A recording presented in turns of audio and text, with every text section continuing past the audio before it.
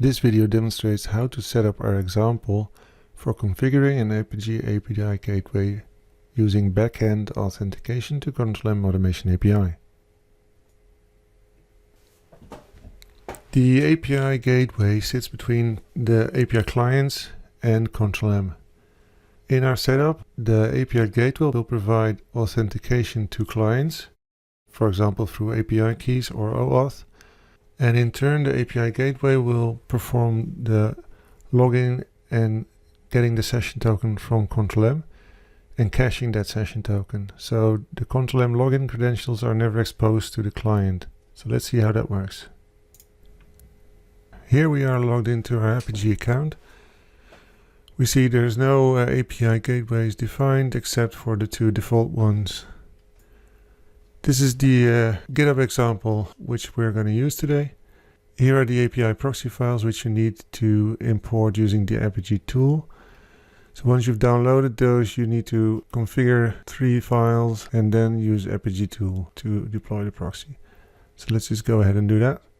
So here we're on the command line at the location I've placed those API proxy files. So I've got an API proxy subdirectory here, and I can quickly show you all the files that are underneath there. So these are all the files that are going to be imported to deploy a proxy.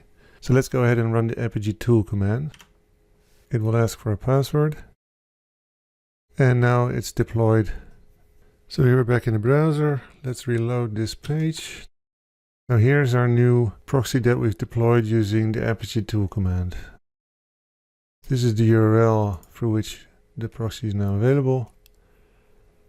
And we can go to the Develop tab and see all the various configurations that are in this example. So I've set up a few Postman examples to run some requests through this gateway. So here's my Postman request. Let's run a simple one first, config servers. So this is my Apigee API Gateway URL, and we're going to run the config/servers get request.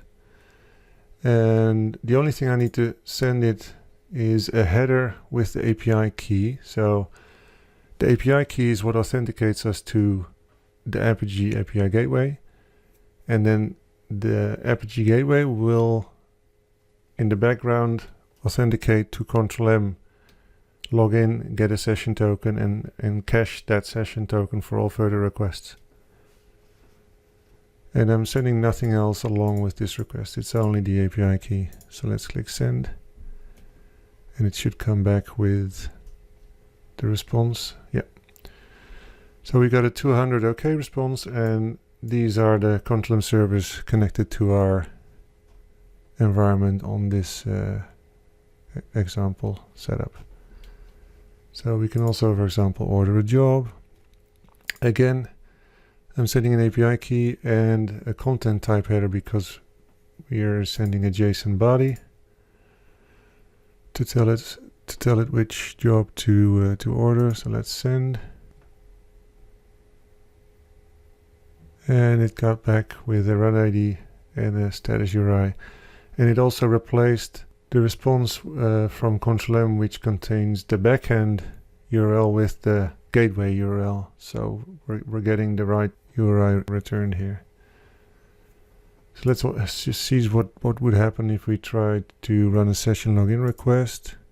And this actually fails with a 403 session request not allowed, because we're actively denying that in the Apigee Gateway, because we don't want people to use the Control-M session login but use the API key instead. So that's how it works.